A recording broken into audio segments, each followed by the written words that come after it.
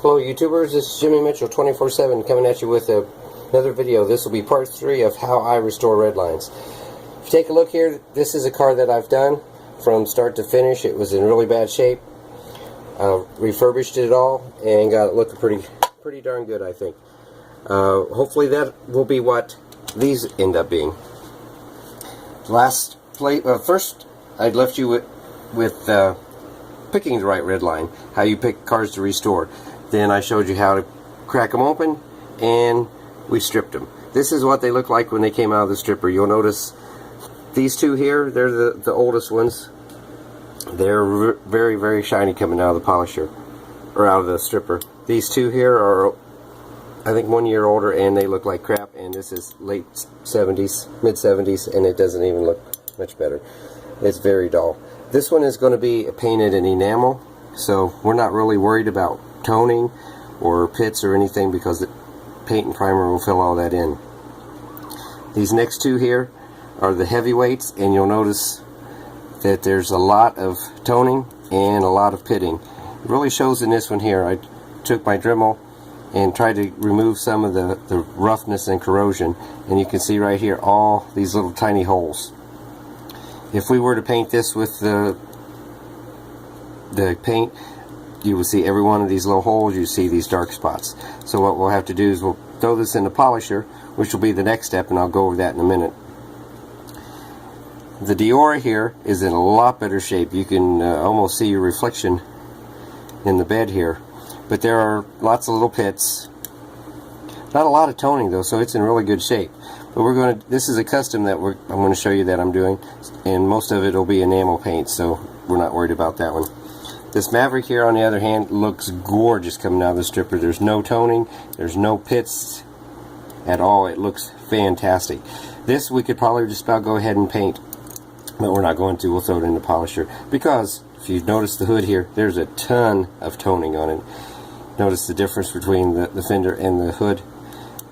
If we were to paint this with the paint, this would be so much darker than the rest of the car, so we'll need to work on that. The next step is the polisher, but before we polish, we need to fit for the rivets. I don't screw or pop rivet or glue. We use rivets. This car is finished, and these are the rivets in it. I'm going to show you how I do that. You take your casting and you drill your post out. I don't know, if you have a long post, you can drill it deep, and then you don't have to worry about cutting your rivets off. But these are the rivets. I get them from eBay. They're fairly expensive, but not that bad. And the way you do it, once you go to assemble your car, you'll drop your rivets down in here. Well, let me show you first. Drill these out, and they just slide right down in there. You'll have to make sure they fit.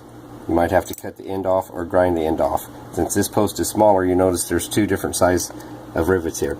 The small one goes in the front, the longer one in the back. When you go to assemble your car, you put some glue down in there, put your base on, and then you're going to slide your rivet down into there.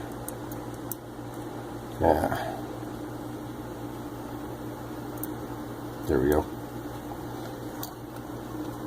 And it will look like it's riveted. You can screw them if you want, you can glue them if you want, but if you want it to look original, this is the way you do it.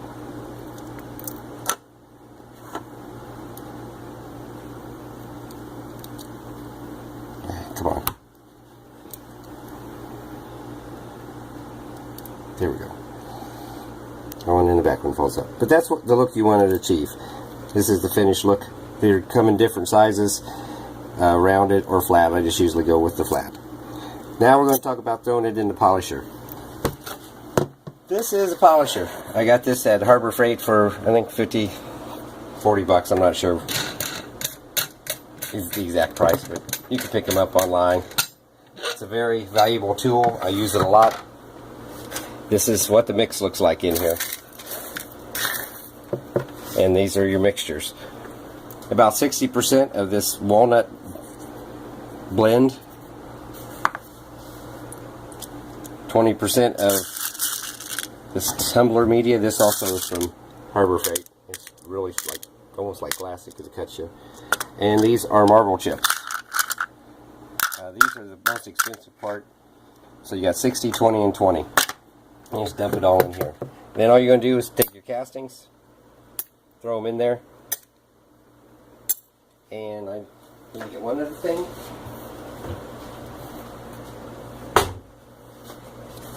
Put some Common in with it. It's just an abrasive cleaner.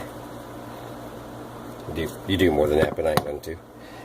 And when you go to put your Maverick in here, it has a hood on it. And you want to take a rubber band and go around that, or your hood will probably break off. And it's in great working shape, so we don't want to do that. I'll get a rubber band and throw it on. But all you're going to do is throw these in here, and this is what you got. They go around here and polish. And I'd let them go anywhere. They've gone a day to 7 days, depending on the casting and how much work it needs. Also throw your bases in. You want to pull these cap tires off, because if you throw this in here like this, it will destroy the tires. Here's what it'll come out looking like. These were old crappy tires, so it didn't really matter what they look like. But you can see it's looking pretty good. This was a really crappy piece. It's just another car I'm working on. I got a million cars in the progress. But that's going to do it for this video. Any questions, comments, or anything you'd like to ask, just leave below. And this is Whip Wednesday. It's what I'm working on. Thanks, everyone. Have a great day.